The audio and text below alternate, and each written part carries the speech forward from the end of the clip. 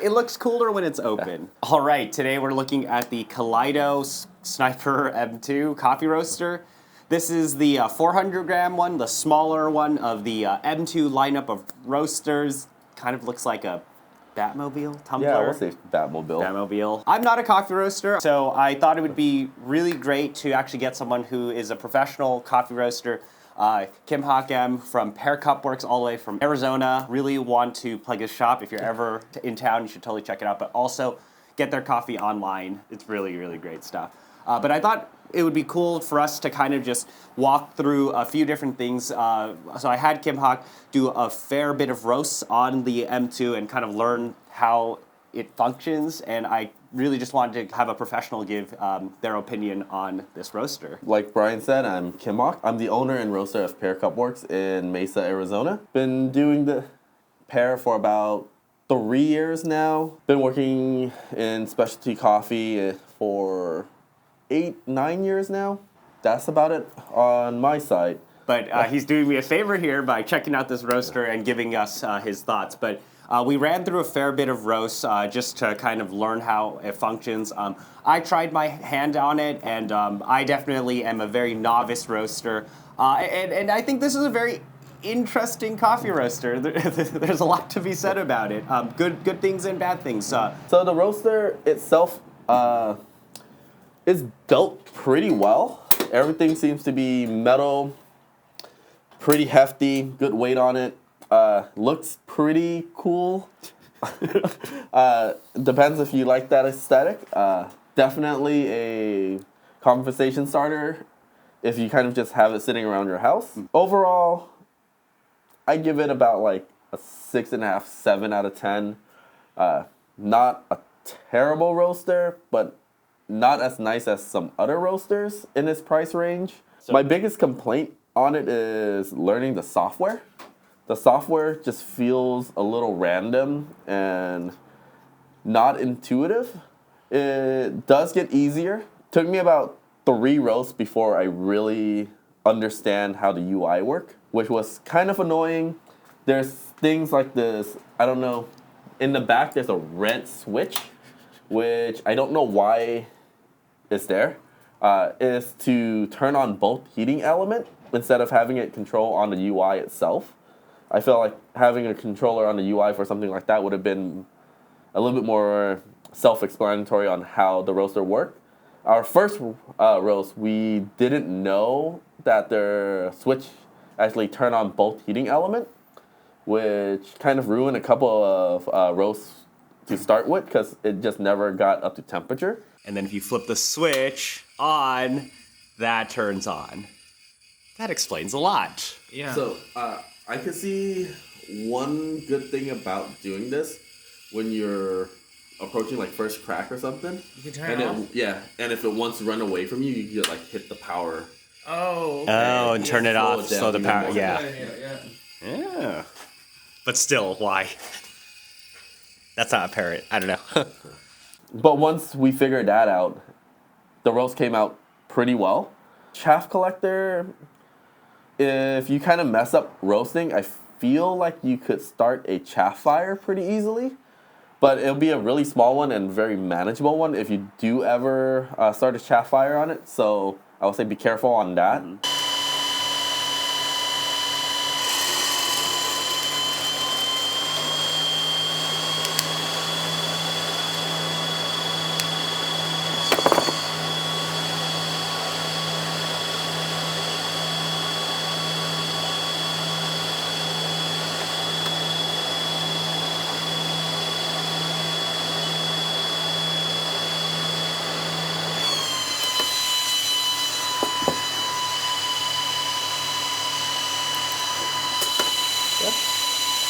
Looks a lot better. Looking a lot better, yeah.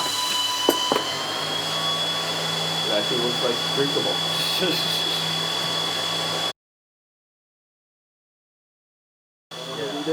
Where was this all burnt? Yeah.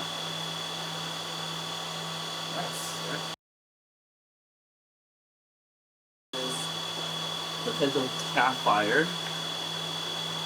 So just gotta be careful with that. So this is much more even here, where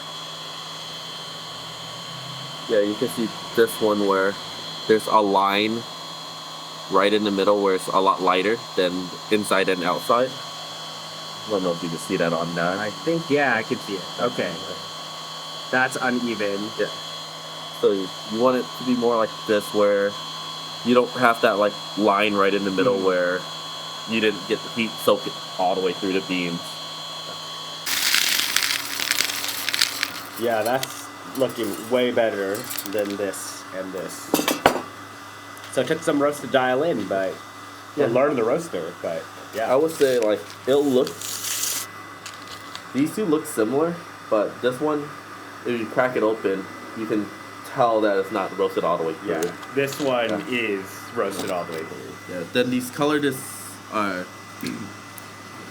what you call it? The color differential between beans is because of like the fermentation. Yeah. Not really the roasting fault, but like just how that particular coffee is. Yeah. Yeah, it's pretty good. The fan is quite noisy, but it does work really well. So it does work as a cooling tray pretty well. I wish it wasn't as high pitch, but if you don't mind the high pitch, it works extremely well. There was a couple of things the first time I've used it, like the door for opening the chute for dropping the beans. It's like this weird manual where you kind of turn it and just leave it. If you aren't used to doing this, what I did, I actually left it open because I thought it was just going to drop by itself. I poured in green and it just like went all the way through. But quirks like that sucks in the beginning, but over time you should be able to kind of get used to like the small weird quirks on it. One thing that I do really want to mention is kind of the instructions and learning curve of this. I say this as like, if you just got one of these, learning this roaster is it's kind of interesting. It seems like there are manuals floating over, videos floating everywhere. It doesn't really seem like there is a consolidated location to actually read the manual and figure out things like, both heating elements, or things will get stuck if you don't turn things the right way. But aside from that, once you get it going, it's actually doing a pretty great job. The first couple rows was terrible, like undrinkable in my opinion. Mm-hmm.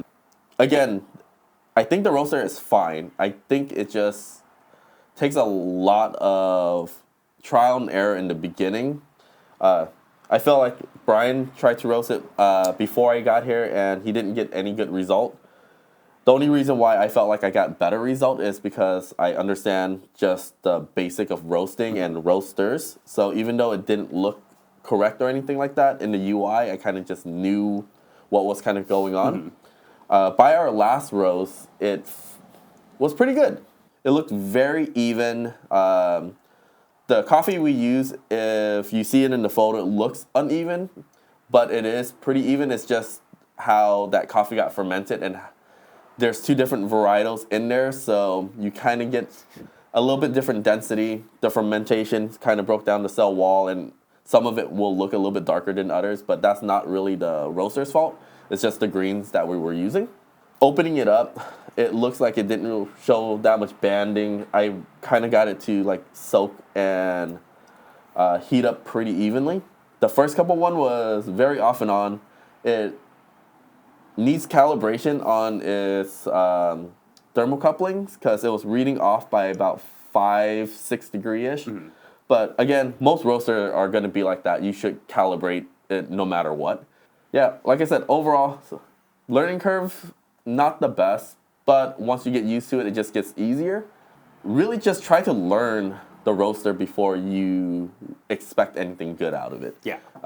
I think if you go with your first 2 to 5 rows on it, you might think that it's not really good, but once you kind of dial in, you'll start getting a lot better coffee. I think it's more of a home machine than anything else.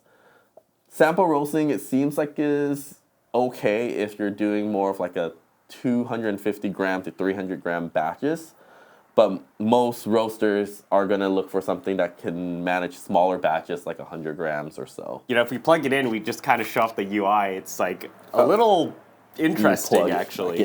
Plug it in. But I do actually like that they give a little pad. An actual pad This also is artisan compatible. Yeah. If I had more time, I would have put the Artisan UI on there because I think Artisan is way better than this UI. I mean, it is nice to be able to actually like see this and adjust things. It's actually much more responsive than I would have expected it to be. It's just very kind of confusing as to what all these settings do. I think it's also like you can't skip anything. Like if you kind of like forgot to press something and you try to go to the next step on, say if you forgot to put drying stage and you're just like, oh, I'm dropping already, you just can't skip it. You have to like go through all of it. I do think this might be like a translation thing where they're translating a lot of different things like fire, smoke roller, beans in, temp back, dry end. It's a lot different than something like the Alio Bullet if you're used to that type of software and functionality. I mean, this is, again, a significantly cheaper roaster than that, but at the same time... it's usable. Yeah. Like, it's definitely usable. You just have to get used to it. For someone like me who's a complete novice when it comes to roasting, like, this can be a point of frustration where it's like, man, it's going to take me a lot of roasts, a lot of trial and error just to understand what each of these is actually doing and learning how the roaster works. Luckily, we have someone who's a pro here who figured it out, but it is, you know, maybe this isn't the best roaster for absolute beginners. Or, you know, honestly, if they just changed some of the UI or had better instructions, it would be much easier to learn. Trying to be a little bit positive. The nice thing about the UI is you are able to upload your own profile in there and have it roast semi-automatically. I don't think it will follow it that great, but it'll get it to where a home roaster can almost set it and forget it, but not quite. You have to still be there. You still have to like drop it and everything like that, but it'll help you adjust your flame temperature or like power temperature essentially. It is really cool to actually get a screen though. That's a touch screen, and it's actually honestly pretty responsive out of this unit. It's a lot to take in if you're a complete noob. Like I opened this, I was like, this is really, really cool, but you know, I don't know what half of these things mean. So I wish they would improve maybe the manual or some of the educational components with a roaster like this. The nice thing about this is actually the size. Like a lot of the physical attributes of this roaster are really compelling. Like you get a lot more control than something maybe like versus an Ikawa. It's bigger batches. It's also doesn't smell as much. Even though like we're not exhausting this anywhere, we're just kind of just like letting it roast and exhaust into this room, and it's manageable. Yeah, so it's a lot less smoke than like the Bullet. You can do smaller batches, although you should use about 300 grams for it to be the most accurate. But you know, it's a very interesting roaster where it's like a lot of it is put into components and performance, and maybe less so on the usability and learning, you know, UX UI of the roaster. But I think if you learn it, it's pretty usable. Yeah. Overall, like I said, I think it's around like a C, B minus. Type. If you're kind of grading it, it's usable. It's not the greatest thing in the world, but it's usable. Yeah. I mean, it's a stepping stone to learning. Yeah. You know, while it's difficult, if I learn on something like this, that'd be pretty valuable in the long run. Yeah. It's nice to see stuff like this because there isn't that many options out there. I think that's the hard part. You either have fluid bed roaster that is almost fully automatic, or you have, what's the cheapest, like decent drum roaster? It's probably like the Alio Bullet, which is a little bit too big for some home roaster. The Hooky 500T.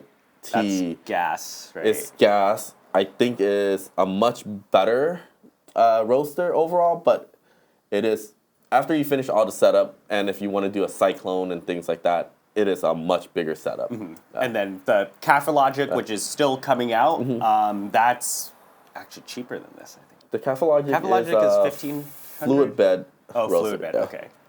And this is a drum. Yeah, there's not as many cheap, good drum roaster out there. There's a lot more fluid bed, but fluid bed you could make it where it's a lot smaller size. Yeah, you make them taller. So that's kind of the interesting thing with the Sniper. But it is definitely a conversation piece of a roaster. But yeah, you know, that's the Kaleido Sniper M2. Definitely want to thank Coffee Fancier for sending it over. Kaleido as well. This was just a really interesting roaster, and I definitely think that this might be one of the few videos, at least from someone stateside, telling you guys about it. But interesting roaster. Lots of things could be improved, and I actually think a lot of things could be fixed just from the UI education manual perspective to make this a much easier experience. But definitely want to thank you guys for watching the video, as well as thank Kimhak. Please check out his shop, Instagram, and everything there. Yeah, great guy. Thank you so much. Thank you guys for listening. Yeah, but all right. See you guys later.